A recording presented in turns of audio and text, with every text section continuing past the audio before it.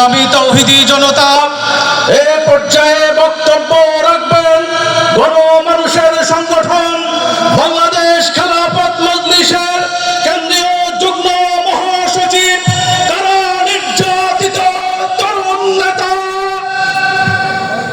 আট দলীয় লিহাজ কমিটির অন্যতম সদস্য হযরত মাওলানা আতাউল্লাহ আমিন।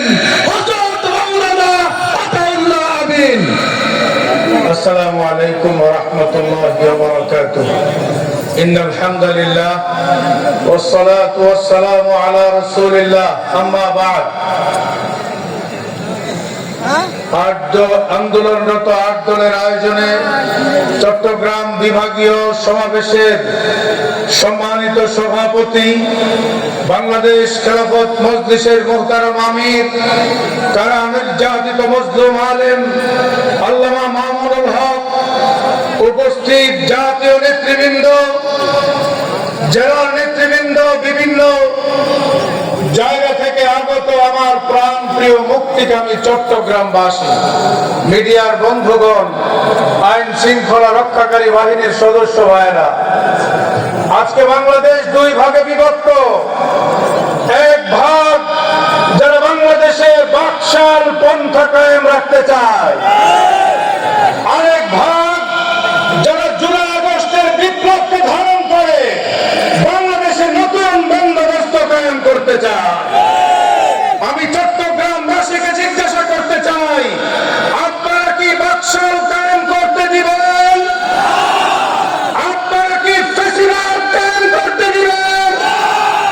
আমরা এক ফ্যাসিবাদ বিদায় করেছি, আর কোন ফ্যাসিস্ট বাংলার মসনদে দেখতে চাই না। এজন্য আগামী জাতীয় নির্বাচন শুধুমাত্র দলের পরিবর্তন কিংবা কাউকে ক্ষমতায় বসানো না, হানা ভোটের নির্বাচনের মধ্য দিয়ে বাংলাদেশ নতুন বন্দোবস্ত চলবে। সেই বন্দোবস্ত কায়েম করার জন্য আপনারা রাজি আছেন তো? শেষ কথা বলি, বাংলাদেশের কয়েক দলের প্রধানমন্ত্রী বেগম খালেদা জিয়া জীবন মৃত্যুর সন্ধিক্ষণে আছেন। আমরা জানতে পারি না সাধারণ মানুষ তিনি কেমন আছেন, কোথায় আছেন, কিভাবে আছেন।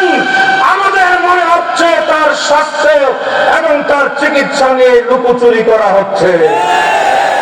পরিষ্কার আমরা বলতে চাই, বেগম খালেদা জিয়া বিএনপির একক সম্পদ নন।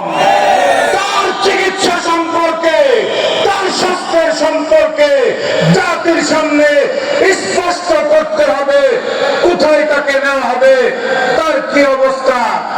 শেষ কথা হলো, মায়ের চিকিৎসা যদি না করতে পারেন, মায়ের সেবা যদি না করতে পারেন, আপনার দ্বারা দেশের সেবা হবে না।